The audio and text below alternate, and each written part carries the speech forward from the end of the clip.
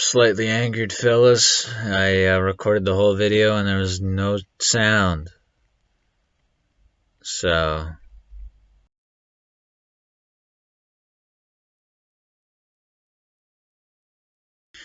The Twisted Ones, the sequel to the Silver Eyes. I don't know what I'm saying here. It was good. It was a good book. I liked it. Kind of. I don't know if dubbing this over is gonna work. All right. The Twisted Ones. There's a twisted tale full of slides, chutes, ladders, and turns, and twists, avenues, nooks, crannies, ebbs, flows, you name it, baby, it's got it. Well, I read the graphic novel, not the real one, once again. I mean, I liked it. I thought it was pretty nice. I thought it was pretty good. It's fairly spooked. It's fairly scary. The illustrations really help with that because this is not illustrated by the same person that did Silver Eyes. They're all these graphic novels are illustrated by different people, but they're not. They're colored by one of the same people. This one, first of all, the illustrations are just all around better than Silver Eyes. In this one, however, there was also an additional color person, which the colors were bad in Silver Eyes. So it's good that they got a second one, I guess. One of them in this one is the same as the last one. So maybe something about the production of Silver Eyes graphic novel was like rushed or something, or maybe they just didn't care. Maybe they thought it'd be okay, but it's really not. This page in particular, this whole scene in particular, very solid colors, not a lot interesting happening, certainly not scary. It's so plain. Like, this is supposed to be a scary scene, and it's really not telling me anything. Silver Eyes 1, not so great. Plot also not so great. Heavily enjoyed this one a lot more. I was reminded of a lot of things during the reading of this one.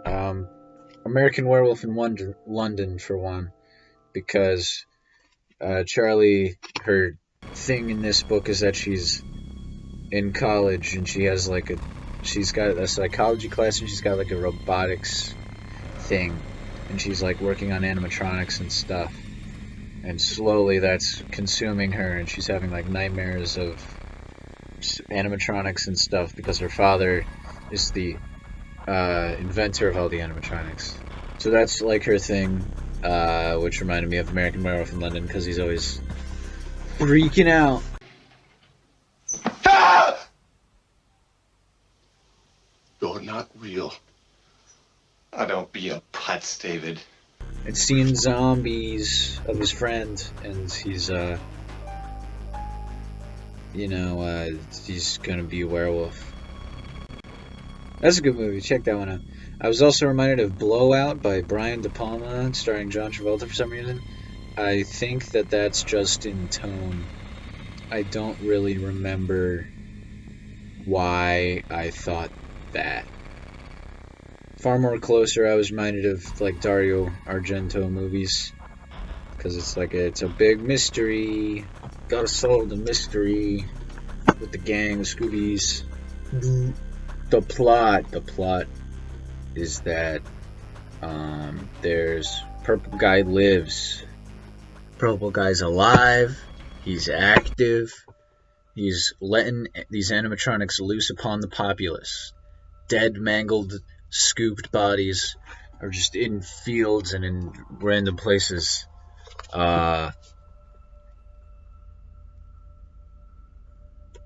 They're trying to figure out where they come from, what's going on, and that's all quite entertaining. But there's some silliness involved. You ready to get silly with Freddy? Charlie has this psychology class in which it's explained that your mind is undergoing so much sensory overload every day that your mind fills in the blanks that your perception just doesn't bother to see.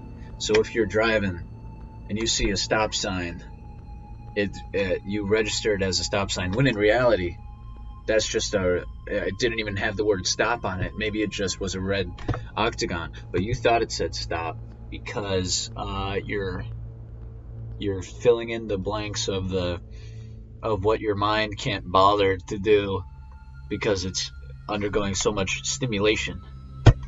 So that's this theory that then carries over into how the animatronics work, because it's just setup and payoff.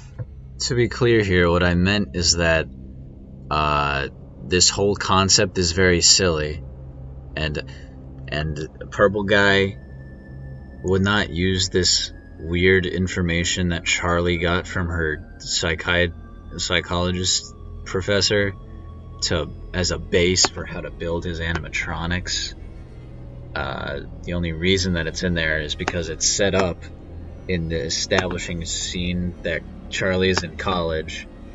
Charlie's in college, let's show her at college, but let's slip in information that can be set up now and pay off when Charlie figures out how the animatronics work. That's what I meant by that. It's a storytelling thing, which is nice because Silver Eyes didn't really have that. But like still, that's like it's a little weird. It's a little goofy, but it gets goofier because the Purple Guy is using this. He's using this concept to have these like base metallic robots, and then there's a chip inside of them that will emit a noise, a high-pitched noise.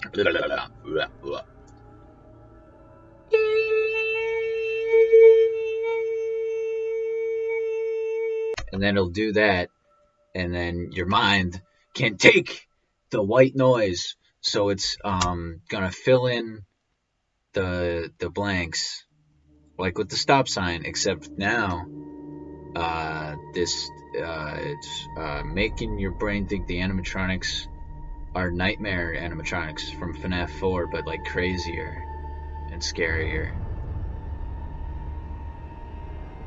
So take that as it sounds. Yeah, sounds dumb, but that's okay because it's Five Nights at Freddy's. The next part of that is that these animatronics, of course, they're like the sister location ones. You can put a baby in it. Lord have mercy, I want to put a baby in that robot. And also, these robots will, during the day, bury themselves in the ground. Which is actually pretty scary. You have animatronics leaping out of dirt and trying to like eat the main characters, which is spooky. It's really quite dumb, but it's fun. Purple Guy's alive, like I said. They have a showdown with him later. Now he's Springtrap. They just call him Springtrap now. By the way, something fun about Silver Eyes that I didn't mention is that there's this scene where they try to interrogate him, and he won't talk unless they put the Spring Bonnie head on him, which kind of that's a little interesting. Kind of adds a little more dimension to like Purple Guy, like he's this weird, fucked up guy who has identity issues or something. It's something. In the climax, they're underneath Charlie's house in this like laboratory that her dad used to have, and there's Balloon Boy there, who doesn't do anything. She just trips out and thinks he's scary, but it's still fun. In the exact party room as FNAF 2, which is weird, to be quite honest. That's not... Why would you have that? Like, you got a bunch of piles of animatronics around. That makes sense, because you're, messing around. Like the creative engineering labs, like that, like it looks like that, but But it's a nice place to have a climax in. That's not where the climax is though. There's like this. Actually, wait a minute. There's like this ice cave. Yeah, there's like this cave area, and it's very blue. Oh, there's mushrooms around. Oh, they're fake mushrooms. Yeah, so like there's this weird fake mushroom like a waterfall in Undertale. It's like that. So yeah, there's that. There's like these gigantic pipes. It's a lot more like a video game. It's just kind of weird, but it's neat. I mean, it's fun. It doesn't really have to make sense. The FNAF 1 animatronics come back. This is kind of a missed opportunity to make them withered animatronics, but that's okay. Clay, the dad of Carlton, the police officer that makes them bacon and eggs in the first book, he's back and on this investigation trying to figure out how these animatronics are killing all these guys. And it comes out that he's taken the original FNAF 1 animatronics and put them in his basement for I forget why. But they're there. They've just been sitting there for like ostensibly a year-ish. Yeah. And then they go back to interrogate them to like try to see if they know what everything's all about, and then they just get really pissed and try to kill them. And they have to like run out of the basement really quick, but John's still like, "Wait, what do you know? Where's Charlie?" And they're like, "John, get out of the way!" And they gotta bolt the door shut and then run away. So it's fun. Oh, also, Carlton's mom and dad got a divorce.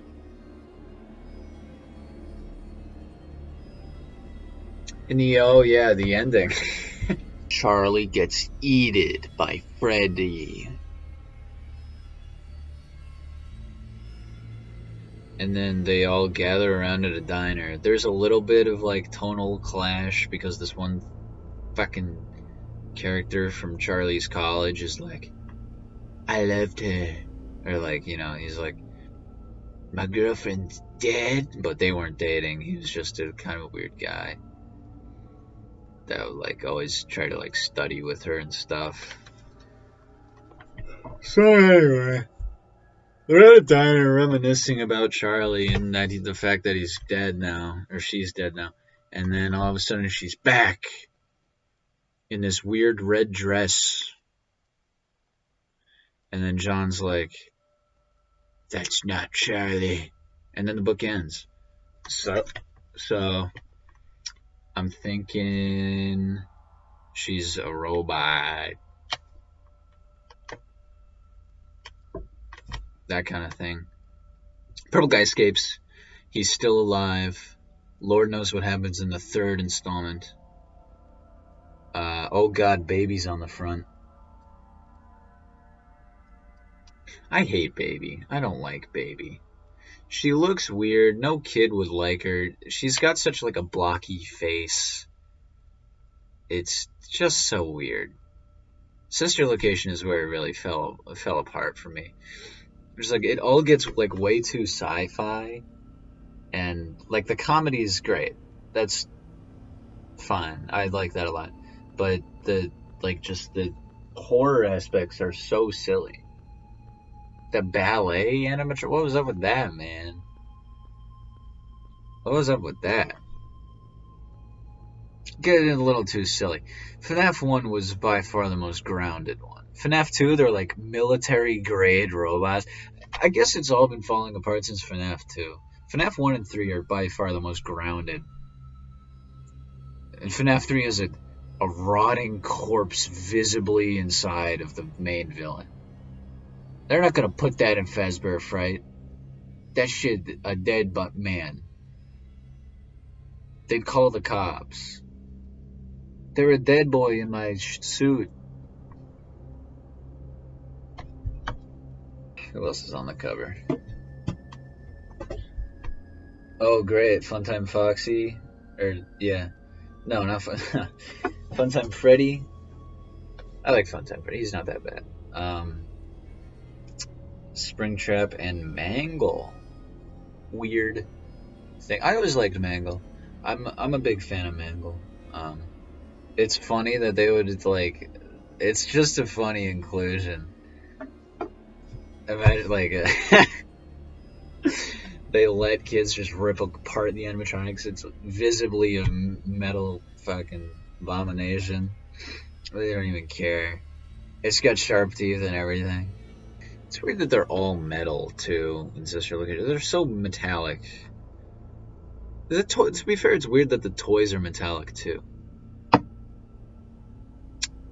Listen, man, all I'm saying, FNAF 1 is peak. That's really all. Next book, The Fourth Closet. Review coming out soon. You have yourself a lovely day.